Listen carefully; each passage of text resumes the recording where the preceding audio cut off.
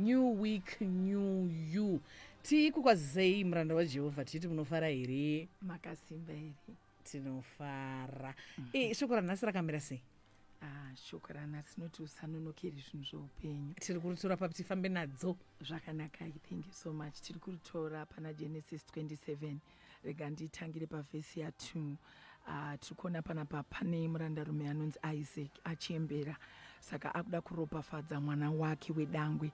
Anoti he called Esau his older son and said to him, "My son," and he answered, "Here I am." He said, "Behold, I am old, and I do not know the day of my death. Now then take your weapons, your quiver and your bow, and go out to the field and hunt game for me, and prepare for me delicious food, such as I love, and bring it to me so that I may eat, that my soul may bless you before I die." So Isaac ari kutaura nemwanakomana wake wedangwe Esau achimupa instruction yekuti enda undovhima. Kana uchinge wavhima wauya wandibikira usavi hwandiri kuda ndichifarira ndichakuropafadza ndisati ndafa. But paita problem imwe chete, instruction yapiwa, directive yapiwa, asi apiwa wacho anonoka kuita zvinhu zvake. Pane mablessings ari seasonal, pane mablessings ane time frame attached kwaari ekuti kana ukada kuzoma retriever svondo rinouya iwe akakanzi ndeyo svondo rino ivhoni hazvichashanda. Zviri kuonekwa sei panapa? Mai vakanga vakateerera kubva pavhesi ya5, vateerera kudaro vakabva vamhanyawo vakaudzawo mwanakomana wavo mudiki kuti chitokurumidza, baba vako varida kuropafadza mukoma wako. Mukoma pavakachishedza imbwa vachinonokera vachienda kusango, handizi hangu kuti vakanoswera vachiita izuva rese, mai vanga vatopedza kumba nemwanakomana. Paita futi danger panapa. Mablessings ese kazhinji ane maprinciples anenge ari attached kwaari. Zvanzi kana ndadya ndafara ndichakuropafadza, zvichireva kuti hazvisina ndaa kuti auya nguva iyoyo neusavi huri kudiwa ndiani. Problem yakaitika pana Esau ndeyekuti akafunga kuti nguva inomumirira, Mwari vanomumirira, nyambisirwa blessing yake yanga ine time, yanga ine season, yaka expire. Zvakaitika ndizvoti bamunini vazvinzwa ndobva amai vamhanya kubatsana nabamunini ndobva vabikawo futi game meat yavo yavakabika, nyange havo vasina kuenda kuita sei kunovhima. Vapedza kubika vapa baba vanga vagara vataura kudhara kuti kana ndadya ndafara, meaning kuti pavakadya, step number 1, pavakafara vatumwa veropafadzo vanga vamira kudhara vari on standby. Saka vakabva vareleasa blessing zvichibva zvaitika, regardless yekuti haasiri yemunhu anga akataurwa. Saka we must be very careful in this life. When we are given directives and instructions, we must not take the whole ameno nguva yese tichinonokera ivhoni. Tofanira kunzwisisa kuti pane mablessings ane time, pane mablessings ane season, pane mablessings yekuti ndikada kuzomatera next month hazvichashanda. Munguva yazvataurwa mune maangels anga akadispatchwa akamirira nguva iyoyo. Chinzwai pavhesi ya30. As soon as Isaac had finished the blessing Jacob, when Jacob had scarcely gone out from the presence of Isaac his father, Esau his brother came in from his hunting. He also prepared delicious food and brought it to his father. Hallelujah. And he said to his father, "Let my father arise and eat of his game's meat, that you may bless me." His father Isaac said to me, "Who are you?"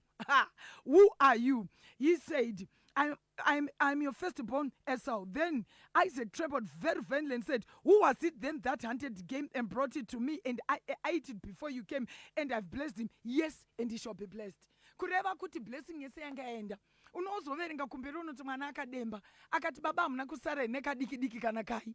Baba vanoti, "Mwanangu, zvese ndapa kumunin'ina wako zvandandakagadzirira." Saka nhau yanga ingoripo ifana kungwarirwa ndeyekuti panga papiwa directive, but padirective pane principle yekuti paifana kushandwa very fast. Aifanira kuenda kana achimbonotora the whole day mukomana uyu ari musango.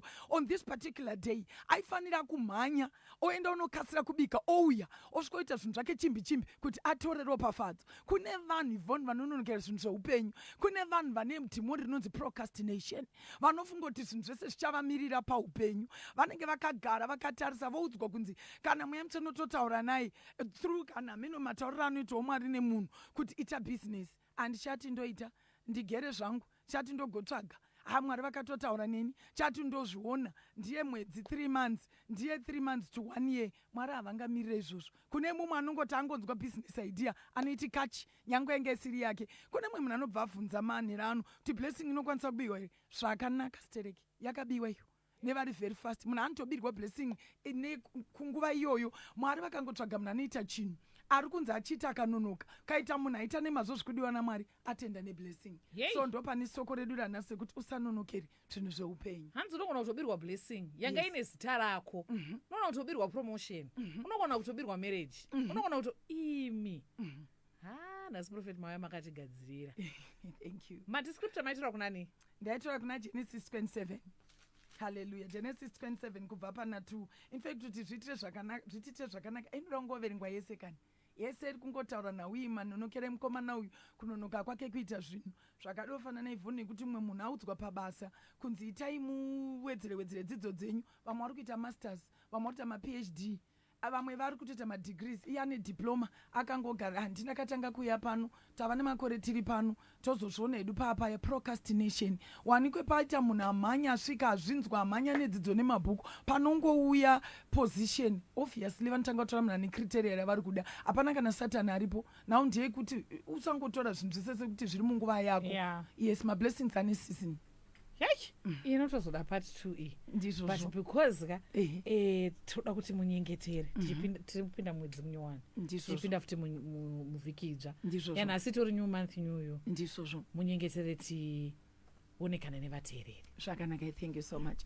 Thank you, our Heavenly Father. Thank you for tonight. Thank you for the word. Tinokutendai mweya mutsvene kuti zvatakupinda mumwedzi mutsva waSeptember. Tinokutendai kuti matigadzirira zvakanaka. Tinoramba mweya wechinono, mweya wokutenderera, mweya wokudzungaira, mweya wokuritaira, mweya wokukwira nekudzika, tisingazivi zvatakafanira kuita. Tinokukumbira nyasha dzekukasira kuita zvamunoda, kuti nyasha kana dzawanzwa tigobata mibayiro yedu. Misitani muropa raMambo Jesu Kristu waNazareta. Amen.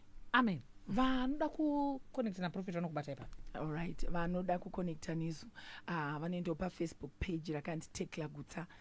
Tekla Gutsa pane rakanzi Prophetess Tekla, but tiri kunyanyoshandisa rakanzi Tekla Gutsa, ndo patiri kuisa maFacebook live edu tichiparidzirana nevatendi.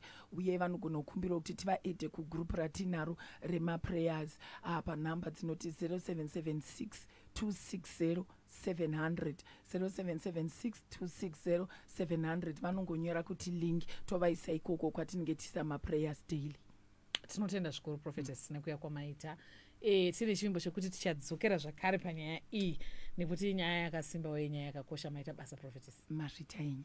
Tinotenda zvikuru. Yvonne Tashke ndozita rangu. Rega ndikusiyai mwina Zanani paStar FM sounding good all the time. Ndozokusiyai zvakare muna Saviors the secret ingredient paCapital 100.4 FM Harare's heartbeat. Good night. God bless. Take care. We're here for you at Star FM. Musicians, to submit your work, email